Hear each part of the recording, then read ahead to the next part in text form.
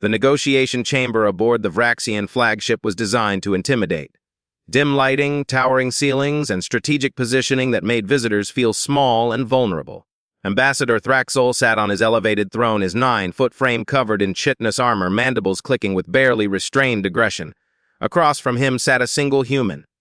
Dr. Mayo Conquo, Earth's diplomatic representative, looked almost comically small in the massive chair designed for larger species. She wore a simple gray suit, carried no weapons, and at 5'4", barely reached the armrests of her seat. Human. Thraxol's voice rumbled through the chamber like distant thunder. You come to negotiate a trade agreement. But first, you will acknowledge Vraxian dominance. Look upon me and no fear. He rose to his full height, spread his forearms wide, and opened his mouth to reveal rows of serrated teeth. His crest flared, displaying bioluminescent patterns meant to trigger prey response in other species. His claws extended, each one capable of piercing armor plating. This was the Vraxian war face, the display that had made 100 species surrender without firing a shot. Maya looked up at him and smiled. Not a polite diplomatic smile, not a nervous smile, a real genuine, delighted smile that showed her teeth, small, white, mostly flat teeth with just the hint of canes. Thraxol froze, confused. You smile. In the face of Vraxian might? Sorry, Maya said, her smile widening. It's just, you reminded me of my nephew trying to scare me at his birthday party last month. He's 4. Also made a scary face. Also very committed to it. The chamber went absolutely silent. Thraxol's security chief, standing nearby, made a chittering sound of outrage. The human mocks you, Lord Thraxol! She shows teeth! A sign of aggression! Oh no, Maya said quickly, raising her hands. I'm not being aggressive. This is a friendly smile. Humans smile when we're happy, amused, or trying to be polite. It's a social bonding thing. You show your teeth in friendship.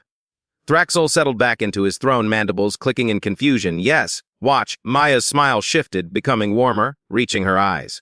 This is a happy smile. Versus this, her expression changed, the smile staying but her eyes going cold. This is a warning smile. Different contexts. Your species shows the same facial expression for happiness and aggression. The security chief sounded disturbed. Well, when you put it that way, it does sound confusing, Maya admitted. But there are subtle differences. The eyes, mostly, and intent. You learn to read it. Thraxol leaned forward, studying this bizarre creature. You are not afraid of me. Should I be? Yes! I am Thraxol, Supreme Commander of the Vraxian Armada! Conqueror of 12 systems! My war face has made warriors flee in terror! It's very impressive, Maya said sincerely. The bioluminescence is beautiful, actually. Must be effective against species with different visual processing than humans. Beautiful. Thraxol was spiraling now. You find my threat display. Beautiful. The patterns are quite striking. We have deep sea creatures on Earth with similar displays.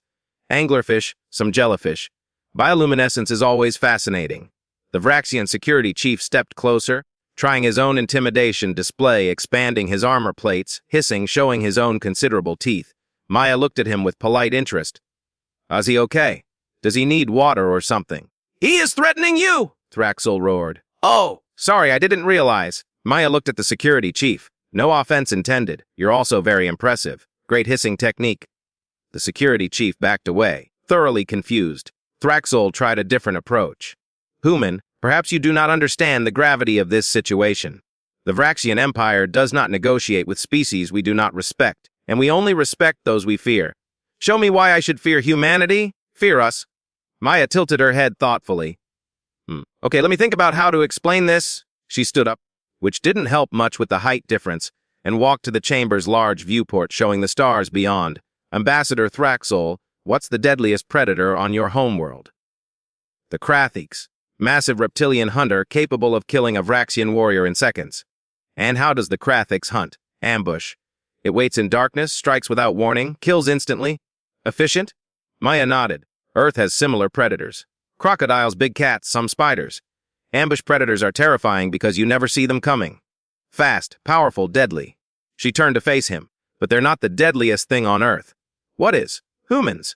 Thraxol's mandibles clicked skeptically. You are small, slow, have no natural weapons, no armor. Exactly, Maya interrupted. We're not ambush predators. We're pursuit predators. Do you know what that means? You chase prey? Chase prey until it dies from exhaustion. We're not the fastest species on Earth, we're one of the slowest. But we can run longer than anything else. We can track prey for days. literally days without stopping. The prey runs, hides, rests. We keep coming. It runs again. We keep coming. Eventually, it collapses from exhaustion, overheating, or sheer terror. Then we kill it, she said this calmly, conversationally, still smiling. That's... Thraxol searched for words. That's horrifying. It's effective. And here's the thing about persistence hunters, Ambassador, we don't look scary. We look harmless. Prey doesn't run from us immediately because we don't trigger their threat response. By the time they realize they should run, we're already tracking them. Maya walked back toward her chair, her footsteps echoing in the chamber. You showed me your war face, your threat display meant to scare enemies into submission. That works great on species that evolved with similar predators. Quick, violent encounters, fight or flight responses. She sat down, crossed her legs casually. But humans, we don't have a war face, Ambassador. We have something much worse. What? Maya's smile returned, warm, friendly, completely unthreatening. We have patience. And this face, this friendly, harmless face, this is what you see right before we spend the next decade outmaneuvering you economically, politically, socially. You won't even know you're being hunted until it's too late. The temperature in the chamber seemed to drop. You're threatening me, Thraxol said slowly. While smiling, no, I'm explaining human nature. There's a difference. Maya pulled out a datapad. Now about this trade agreement. Earth is offering favorable terms on agricultural products, rare earth minerals, and technological expertise. In exchange, we'd like access to your fuel refinement processes and permission to establish embassies in 3 systems. You think I will negotiate after you've just described your species as persistent predators? Why not? We're not hunting you, Ambassador. We're offering partnership. But I wanted you to understand something first. Trying to intimidate humans doesn't work. We don't have the same threat response as other species. Your war face. Impressive to species that evolved fearing ambush predators.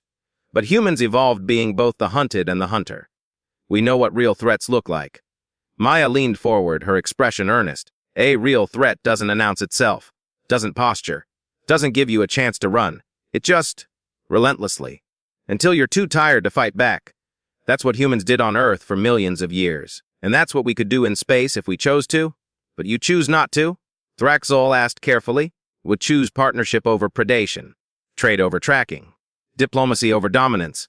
But make no mistake, those instincts are still there. We're very good at being friendly. We're also very good at being persistent. Which version you see depends entirely on how you treat us. The security chief spoke up nervously. Lord Thraxol, perhaps we should consider the human's offer. Thraxol studied Maya for a long moment. This small creature who'd looked at his most fearsome display and smiled, who'd explained her species' hunting strategy like she was discussing the weather, who sat in his negotiation chamber acting like she had all the power, despite being outnumbered and outsized. Tell me, Dr. Okonkwo, he said finally. This smile of yours. How do I know when it's friendly and when it's the other kind? Maya's smile shifted subtly. Her eyes remained warm. When it's friendly, Ambassador, I mean it, like now, I genuinely want this trade agreement to work. I want Earth and the Vraxian Empire to be partners. Allies even. And when it's not friendly, then you'll know, because that smile will be the last thing you see before you realize you've been outmaneuvered. She let that hang in the air for a moment, then her expression softened completely. But that's not today. Today, we're just 2 representatives trying to work out a mutually beneficial arrangement. So what do you say? Shall we discuss terms?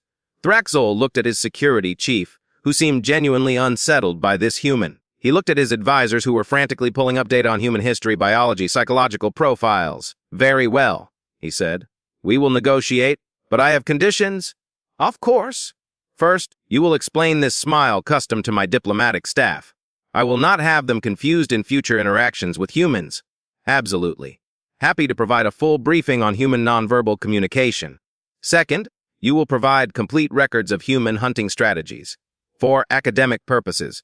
Maya's smile widened genuinely. I can do that. Though I should warn you, once you understand how humans hunt, you'll see it everywhere. In our business practices, our diplomatic strategies, our cultural expansion. We're always hunting something, even if it's just knowledge or new experiences. That is disturbing. That's humanity. Maya pulled up the contract terms on her datapad. Now, shall we discuss agricultural exports? 3 hours later, the trade agreement was signed. It was favorable to both parties, with careful provisions protecting each side's interests. As Maya prepared to leave, Thraxol stopped her. Dr. Okonkwo, one final question. Yes, Ambassador. When you first saw me, saw my war face, why did you truly smile? Maya considered this. Honestly? Because I realized something in that moment. What? That you were trying to scare me, which meant you saw me as a potential threat, which meant you'd done your research on humans and realized we're not as harmless as we look, which meant this negotiation would be fair, because you respect what we can do. She smiled again, the warm, genuine version. Your war face told me I had leverage. So yeah, I smiled, because I knew we'd walk out of here with a good deal. Thraxol's mandibles clicked in what might have been laughter. You humans are terrifying, you know that. We prefer charmingly persistent. Maya extended her hand, a human gesture she'd explained earlier. Thank you for the negotiation, Ambassador. I look forward to a long and prosperous partnership. Thraxol carefully clasped her small hand with his massive claw. As do I, Dr. Okonkwo. Though I will be having nightmares about persistence hunters. Just remember, we're on your side now. And humans are loyal to our allies. And terrible enemies. Maya's smile didn't change, but something in her eyes did. Let's make sure you never have to find out.